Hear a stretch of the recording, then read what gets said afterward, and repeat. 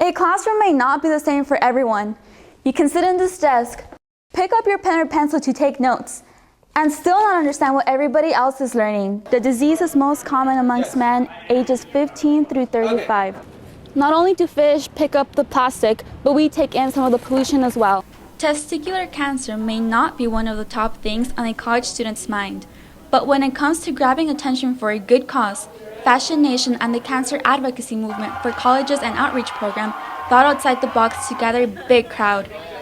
Pants were substituted for colorful boxers and hand-sewn messages against the rare disease that affects 1% of male cancers. Bring the males on here, let them learn what to do. So I love that you can incorporate things that, myself in particularly love, my organization loves, and then, it's something that affects everybody. Someone has always had someone who has been affected by cancer. True life stories of cancer survivors were a reminder that cancer can hit anyone. That can be a funny topic. I actually was diagnosed with testicular cancer when I was 18 years old.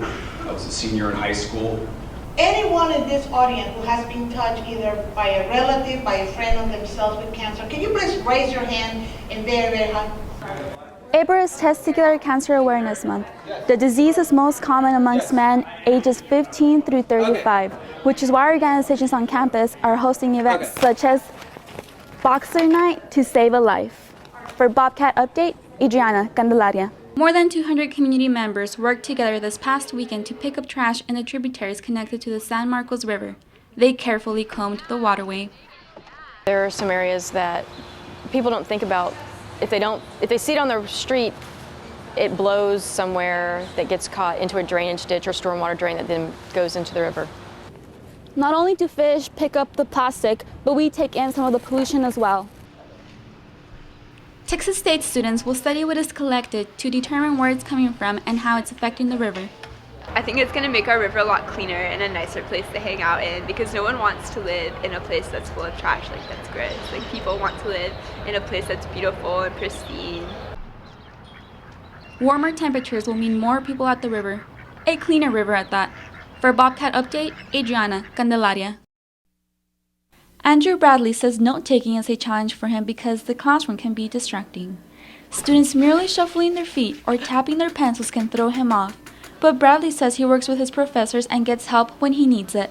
My learning disability is remedial, so I struggle to copy things down from the board, and I'm a very visual learner, so when I see things on the board, it takes me a little longer to get it on paper.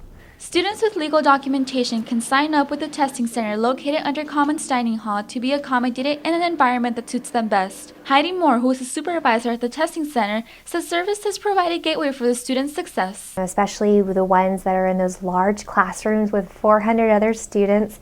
Coming here with just taking the tests with a few other students or having that computer, that quiet environment really does make a difference on their grades. Absolutely. A classroom may not be the same for everyone. You can sit in this desk, pick up your pen or pencil to take notes, and still not understand what everybody else is learning. That's why Texas State has made it easier for students with learning disabilities to know where they can get help on campus to make sure no one gets left behind. For Bobcat Update, I'm Adriana Candelaria.